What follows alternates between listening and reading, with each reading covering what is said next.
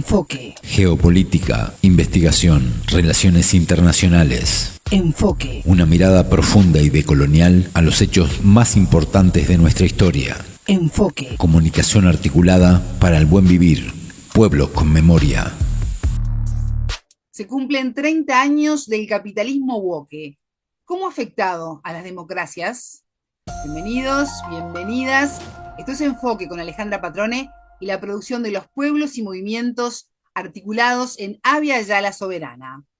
Hoy, junto al economista español Adrián Celaya, el expresidente del Centro de Investigación ECAI Center, especializado en economía y en políticas públicas. La entrevista. Adrián, bienvenido a Enfoque, es un gusto recibirte. ¿Cómo estás? Hola Alejandra, encantado de estar contigo y con Enfoque. Igualmente. Bueno, se cumplen 30 años del llamado capitalismo woke. ¿Qué reflexión te merece este aniversario? Sí, bueno, depende cómo establezcamos las fechas, porque por un lado la palabra woke en sí mismo surgió aproximadamente en el año 2018. Nosotros hemos utilizado el término posmocapitalismo, para aludir a este concepto, pero en realidad son corrientes culturales que se lanzan a partir de la Guerra Fría, ¿no? Tienen su precedente durante la propia Guerra Fría, pero el gran despliegue al conjunto de la sociedad occidental, de América y Europa, se produce precisamente en los años 90, ¿no? Son esos años en los que, precisamente por haber terminado la Guerra Fría, las corporaciones se sienten dueñas del mundo, ¿no? Lo dicen claramente. Se escribe ese libro de Fukuyama, El fin de la historia, que refleja cómo las grandes corporaciones y el capitalismo liberal ya se sienten, digamos, sin oposición en el mundo y pueden hacer con el mundo más o menos lo que quieran. Y esto se despliega en el ámbito económico con el neoliberalismo, en el ámbito geopolítico con lo que llamamos atlantismo o globalismo también, y en el ámbito sociocultural con lo que luego hemos llamado el capitalismo woke o posmocapitalismo, ¿no? Nosotros dentro de ese ámbito incluimos distintas corrientes socioculturales que ya venían elaborándose anteriormente, pero que ya digo, se despliegan sobre todo en los años 90 y apoyándose en una confluencia política que se produce precisamente con el fin de la Guerra Fría, ¿no? Las discrepancias políticas se van reduciendo, los grupos políticos en la realidad se van aproximando cada vez más, van conformando lo que nosotros solemos llamar el partido único, en el que unos se llaman de izquierdas, de derechas o de centro, pero en la práctica, en todo lo estratégico, acaban sometiéndose a los intereses corporativos. Y ese es el soporte político de estas corrientes socioculturales que consisten en general en una constante manipulación de retos sociales que son reales en sí mismos, ¿no? Por ejemplo, el reto social real de la emancipación de la mujer se deforma a través de lo que nosotros llamamos el posmofeminismo, ¿no? Con claros objetivos, por un lado económicos y por otros de manipulación social. La defensa del medio ambiente se deforma y se manipula a través del catastrofismo climático. Se manipulan las minorías sexuales, ¿no? Se manipulan también los fenómenos migratorios y se fomenta en general el individualismo y se cuestionan en general las comunidades humanas de distinto tipo, ¿no? Todo ello articulado siempre alrededor de los intereses corporativos, ¿no? Que tienen intereses económicos, suponen intereses económicos, por un lado, de aumento de beneficios, por un lado, pero luego también intereses de manipulación y control social, ¿no? Adrián, en estos 30 años ha pasado de todo un poco, hemos visto muchas metamorfosis.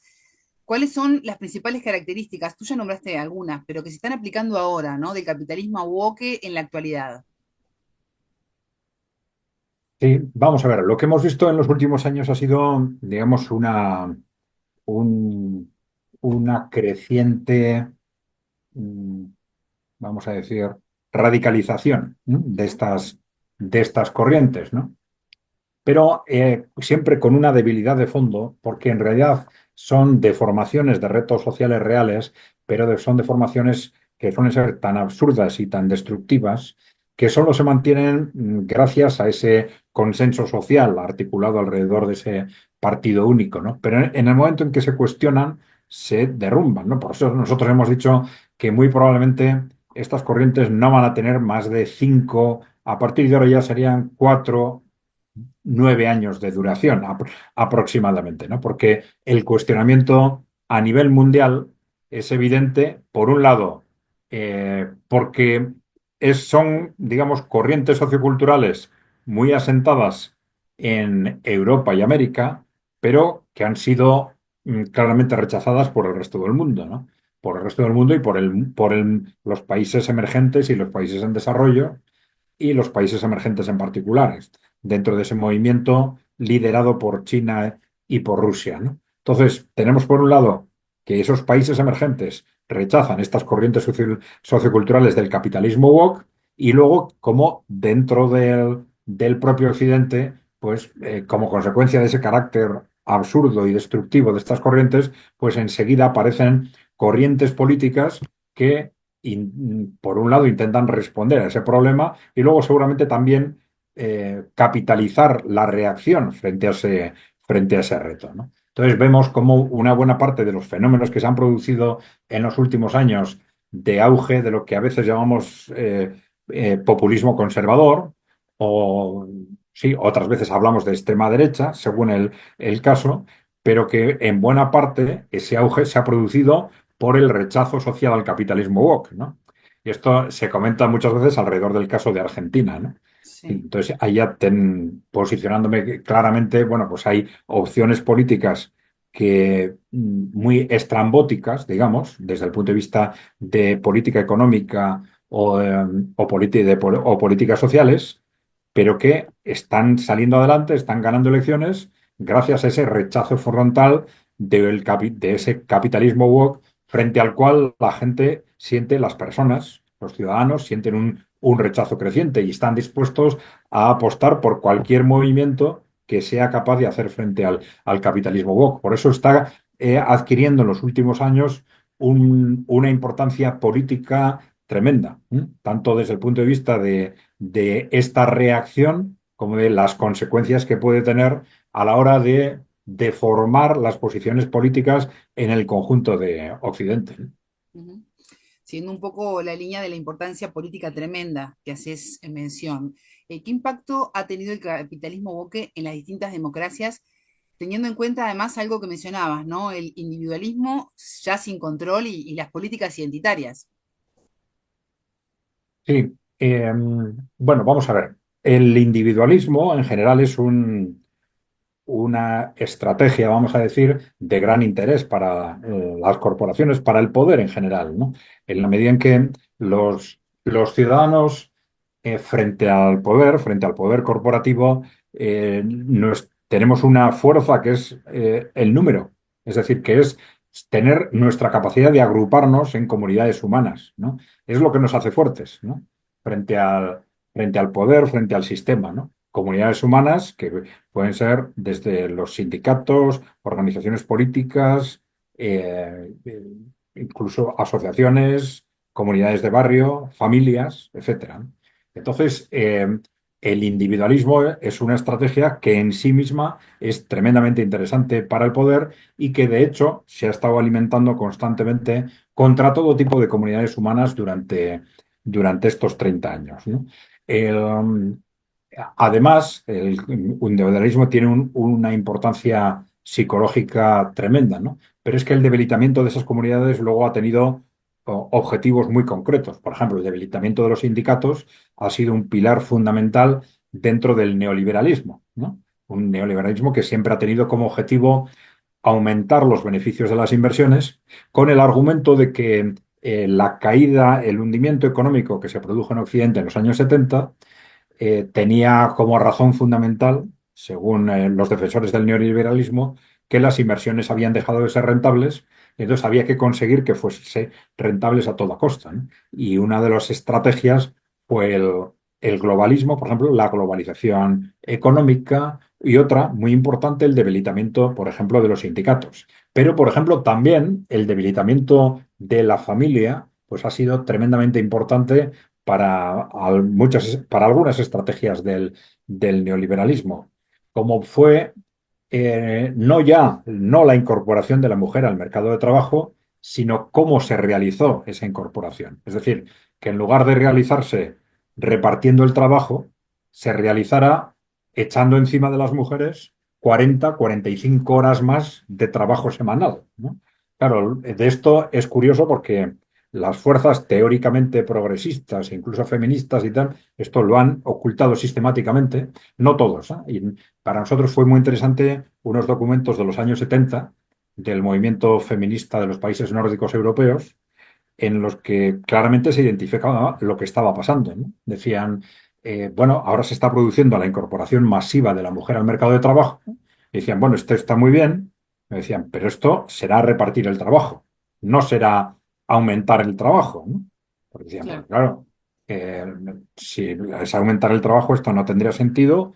Lo que hay que hacer ya inmediatamente es, entonces en los países nórdicos se trabajaba 45 horas semanales. Decían, no, reducir ya a 30 horas y luego quizás más en función de cuántas mujeres se incorporen al mercado de trabajo, y esto es lo que puede ser la base que nos permita repartir entre hombres y mujeres tanto el trabajo profesional como el trabajo doméstico, ¿no? Pero claro, eso era perfectamente lógico y racional desde el punto de vista del proceso de emancipación de la mujer. Pero claro, lo que se hizo es absolutamente lo contrario, porque tal como se hizo, el objetivo del proceso de emancipación, perdón, el objetivo del proceso de incorporación de la mujer al mercado de trabajo, está claro que no fue la emancipación de la mujer, sino la disposición masiva de mano de obra barata, ¿no? Que es una obsesión permanente de los empresarios, ¿no? ¿Y esto cómo se consiguió? Pues poniéndonos a todos a trabajar más, es decir, por unidad familiar, por unidad productiva familiar, nos echaron encima 45 horas que en un primer momento absorbieron exclusivamente las mujeres, ¿no? Con lo cual ha habido cientos de millones de mujeres que en la práctica han estado trabajando 80, 90, 100 horas semanales sin que nadie diga absolutamente nada, en una situación, digamos, de semiesclavitud. Claro, la otra consecuencia inmediata casi fue el hundimiento de las tasas de natalidad, lógicamente, ¿no? Pero claro, a partir de ese momento ya el tener hijos se convertía en una carga enorme para las familias, para las madres fundamentalmente, ¿no? Y esto no, en un primer momento nosotros no éramos conscientes de la repercusión que esto tenía, pero luego, analizando los documentos de la Guerra Fría, nos dimos cuenta de que, sorprendentemente, sí había una estrategia premeditada en este sentido, es decir, que el hundimiento de la natalidad fue algo buscado, ¿no? Y entonces se ve cómo, bueno, esto tiene una fecha concreta, ¿no? Siempre ha habido en las élites occidentales una mentalidad, digamos, malthusiana, que tiende a transmitir el mensaje de que sois demasiados o reproducís demasiados, tal, cara al vulgo, ¿no? Pero se empieza a articular de forma muy clara, en un momento muy concreto, en la Revolución China del año 1949, ¿no? Entonces, los think tanks, las fundaciones corporativas del Reino Unido y de Estados Unidos empiezan a argumentar que, después de la Revolución China, los países que no controlamos tienen muchísimos habitantes y se reproducen mucho, se reproducen demasiado. Hay que hacer algo al respecto, ¿no? Y empiezan a argumentar qué estrategias se pueden seguir en el conjunto del mundo para que los países que no controlamos reduzcan la natalidad. Y ahí aparecen una serie de medidas que luego nosotros lógicamente, en la sociedad hemos considerado avances sociales, no sé, los anticonceptivos, etcétera, pero que ellos lo plantean no como avances sociales, sino como instrumentos para reducir la natalidad y la población. Es decir, para reducir la población y no reducir la natalidad como un instrumento de avance social para que determinadas sociedades vivan mejor. No, no, al contrario, para debilitar a nuestros enemigos, ¿no? Y luego, en un segundo momento, trasladan esos mismos argumentos a las sociedades occidentales, ¿eh? Y esto se reflejó con mucha claridad, por ejemplo, en informes ya del gobierno de Estados Unidos, como el informe Rockefeller del año 72, y sobre todo el informe Kissinger del año 74, que se mantuvo secreto hasta el final de la Guerra Fría. Y ahí todo esto se refleja con mucha claridad y entonces vemos cómo, para volver al hilo anterior, cómo en concreto se considera la incorporación de las mujeres al mercado de trabajo como el instrumento más importante para la reducción de la tasa de natalidad de los países, ¿no? Y vemos cómo desde la perspectiva de estos sectores corporativos que sistemáticamente han apostado por esas reducciones de la tasa de natalidad, esta incorporación de la mujer al mercado de trabajo realizada como se realizó, no repartiendo el trabajo, sino añadiendo trabajo, tenía ese doble objetivo. Objetivo económico de disposición masiva de mano de obra barata y, por otro lado, objetivo, digamos, corporativo de control social, de reducción de la natalidad, ¿no? Adrián, han existido y existen gobiernos y regímenes que buscan destruir la cultura woke. Eh, en base a las consecuencias que nos estás relatando, lo que estamos viendo en estas 3 décadas, ¿por qué esto todavía no se ha logrado? Eh, bueno, vamos a ver. Primero, porque hasta hace muy poco la unanimidad, el consenso alrededor de la cultura woke ha sido altísimo. Y el moverse, cuestionar conceptos de la cultura woke era marginarse, era situarse en contextos marginales, en recibir adjetivos de ultraderecha, este tipo de conceptos, ¿no? Sí. Eh, mm, lo que ha cambiado es, por un lado, el avance de los países emergentes, ¿no? La conciencia de que estas culturas, corrientes socioculturales, no son corrientes mundiales, sino fundamentalmente occidentales, ¿no? Del conjunto de América, Estados Unidos y Latinoamérica y Europa, ¿no?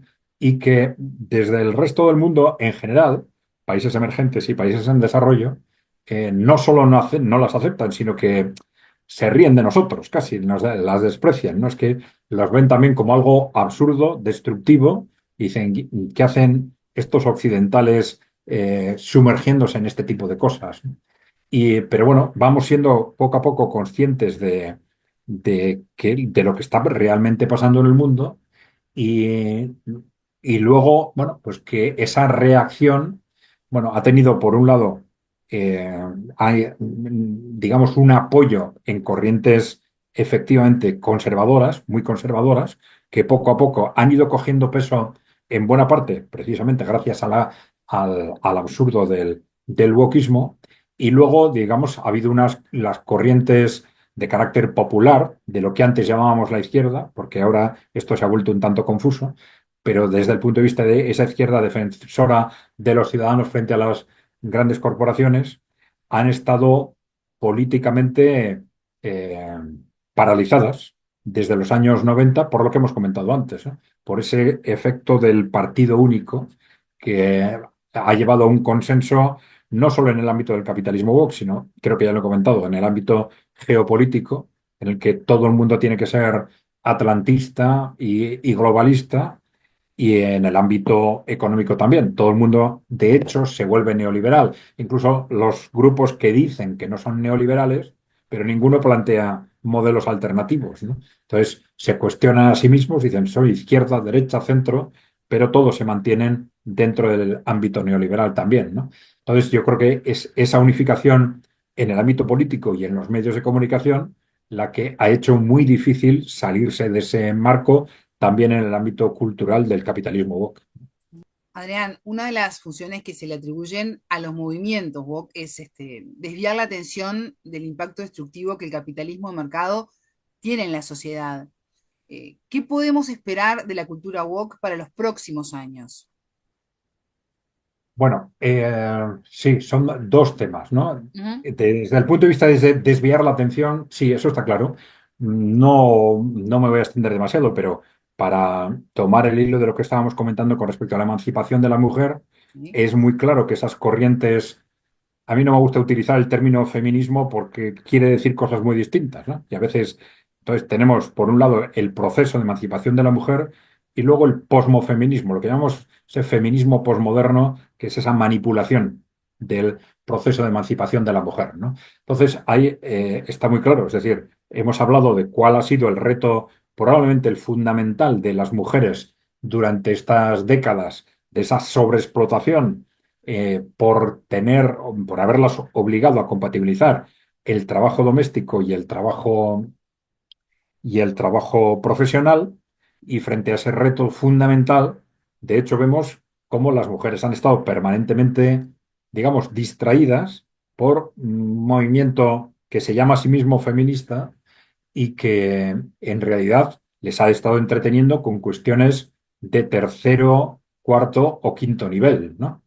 Eh, nosotros solemos poner el ejemplo, ¿no? Para entender esto, ¿no? De cómo en realidad detrás de todas estas filosofías del posmocapitalismo hay unas concepciones posmodernas y una base filosófica que en parte se apoya como los movimientos nazis en Nietzsche y Heidegger para cuestionar la razón como instrumento de acercamiento a la realidad y dar más peso a las emociones, que son las que los medios de comunicación pueden manipular, ¿no? Entonces, esto es muy claro, es decir, en todas estas corrientes se intenta que los ciudadanos no analicen las cosas como son, a través de la razón, sino que funcionen en base a campañas mediáticas continuas, ¿no?